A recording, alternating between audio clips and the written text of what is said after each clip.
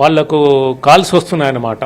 అంటే భయపెట్టే కాల్స్. మీరు మీ యొక్క ఫోన్ నెంబర్తో ఒక పార్సల్ ఒకటి ఇక్కడ నుంచి మన ఇండియా నుంచి చైనాకో లేదో తైవాన్కో లేదో రష్యాకో పోతుంది. దాంట్లో కొద్దిగా మత్తు పదార్థాలు ఉన్నాయి. ఇది మీ ఆధార్ కార్డు బేసిస్ మీద తీసిన ఒక సిమ్ కార్డు మీద రిజిస్టర్ అయి ఉంది. ఇది మీరేనా కాదా అని అంటారు. అట్లాగే మీ పేరు మీద ఒక అకౌంట్ ఓపెన్ అయి ఉంది, బ్యాంక్ అకౌంట్. ఈ అకౌంట్లో అమౌంట్ మనీ లాండరింగ్ ఉపయోగిస్తున్నారు. ఇది మీరా కాదా మేము వెరిఫై చేయాలి. మీ మీద ఆల్రెడీ కేసులు రిజిస్టర్ అయి ఉంది Bombay cyber crime police station లేదా Delhi cyber crime police station అని చెప్పి స్కైప్లో ఒక పోలీస్ ఆఫీసర్ వచ్చి మాట్లాడతాడు.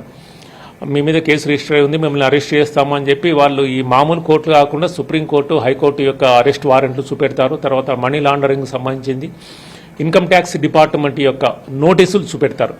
మీరు ఇంట్లోంచి బయటికి వెళ్ళకండి, ఇంట్లోంచి బయటికి వెళ్తే మిమ్మల్ని అరెస్ట్ చేస్తారు మా వాళ్ళు అని చెప్పి చెప్తారు అన్నమాట. వాళ్ళని ఒక రూమ్లోనే ఉండమని చెప్తారు. డబ్బులు పంపించిన తర్వాత తిరిగి వాళ్ళ నుంచి రెస్పాన్స్ ఉండదు.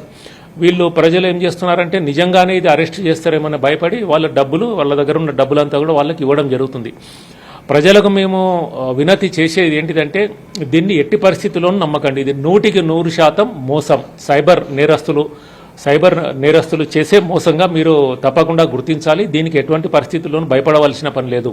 మళ్ళీ చెప్తున్నాను, భయపడవలసిన పని లేదు.